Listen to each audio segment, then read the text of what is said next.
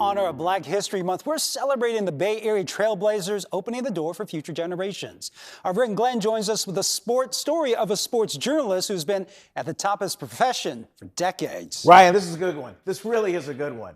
Marc Spears' meteoric rise to the top of his profession did not come without bumps in the road. This son of San Jose never forgot where he came from. Now, he's not just paying it forward, he's paving that bumpy road too.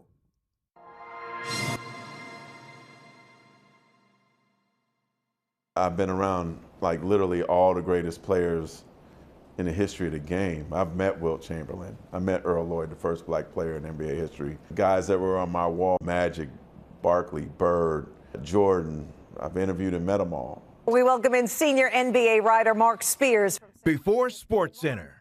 I remind myself that I get paid to write about basketball for a living. Before his induction to the Naismith Basketball Hall of Fame. Coach, in terms of Scotty, when did you believe in him? Before his position as senior NBA writer for ESPN's Anscape, Marc Spears was a San Jose kid with dreams of playing in the NBA until one day in the 7th grade. There was a guy from the Warriors that came down and spoke to us, and I just went to listen to him in hopes of some free tickets, t-shirt, bumper sticker, something. But what he ended up giving me was some words that like changed my life. For some reason, he pointed at me and he said, well, what do you want to do when you grow up? And I'm like, I want to play for y'all. And he's like, well, what if you can't? What if you get hurt? What if your career doesn't last that long? What are you going to do? And I was like, I don't know. And he said, well, my best advice to you is if you can combine what you love most in life with what you do best in school, you'll find a career that you're happy with every day. He wrote a letter to sports writer Mark Purdy at the San Jose Mercury News. I always try to answer those letters back then with postage and writing out. And so I did, and I explained, this is what you got to do. Read as much as you can, write as much as you can. Wrote on the school paper in all the 3 schools I went to, and had 3 internships. One was unpaid at the San Jose Metro. I got one at the Grand Rapids Press and at the Dallas Morning News. Right off the bat, I knew he wanted to be a journalist.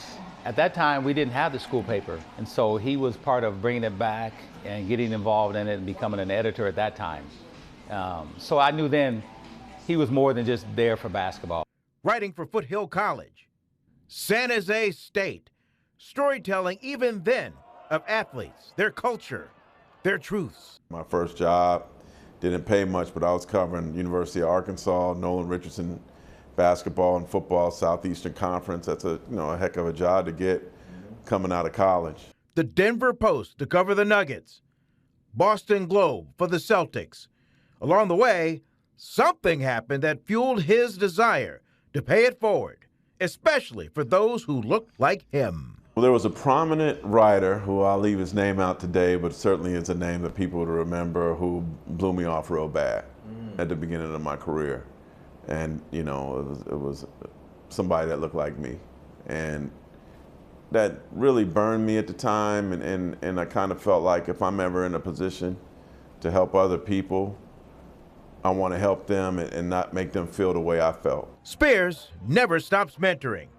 This day, advising a student during a football game. Marc Spears, as always, thank you very much. Oakland native Malika Andrews, host of NBA Today and NBA Countdown on ESPN. Marc has so many students, so many young journalists that he takes under his wing because he takes so seriously the responsibility of paying it forward. He sees his career as something that only happened because of all of the people who helped pave the way for him. And he is so very committed to making sure that the next generation of journalists has access to that wealth of information. He's always helping young people and different people, and it's something that I admire him because he's very nonchalant about it. Spears received the ultimate honor for an NBA writer in 2023, the Kirk Gowdy Award for journalism that welcomes enshrinement into the Naismith Basketball Hall of Fame.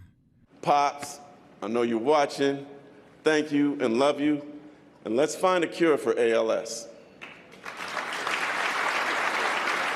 Last year, his father Curtis lost a 7-year battle with ALS, but he did get a father-son moment with a Hall of Fame ring. To take the ring to his house in New Orleans and for him to see Spears on the side and see Hall of Fame on the side, man, like as beautiful as every moment was at the Hall of Fame, he wasn't around much longer after that, but to know that every time I put on that finger, like that finger's been on my father's hand, like that's the best part, man. Any given night, you can find him at a basketball venue.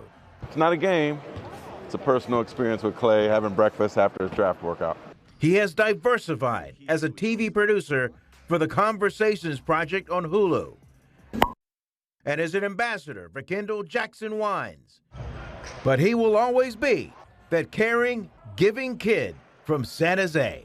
There were like doors closed along the way that certainly were frustrating and didn't make sense at the time or were painful at the time, or ways I was treated that others weren't treated. Even like I remember going to a game at Mississippi State and they wouldn't rent me a car there because I was black.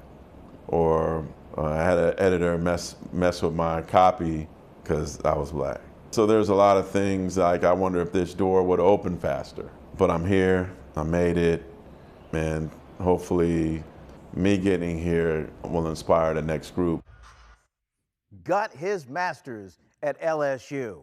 Spears had been on my radar since my piece on civil rights attorney John Burris last year. Now, he's 6 foot forever, so you can't miss him. But if you see him, especially All-Star Week, say hi, especially if you're an aspiring journalist. Yeah, he is an imposing figure when he walks into the media room, but I remember back my days, I would run into him. He can be intimidating looking, but he was always kind and always professional. You always just remember him being a nice guy. And always there to help. Yeah. All right, thanks, Vern. Great.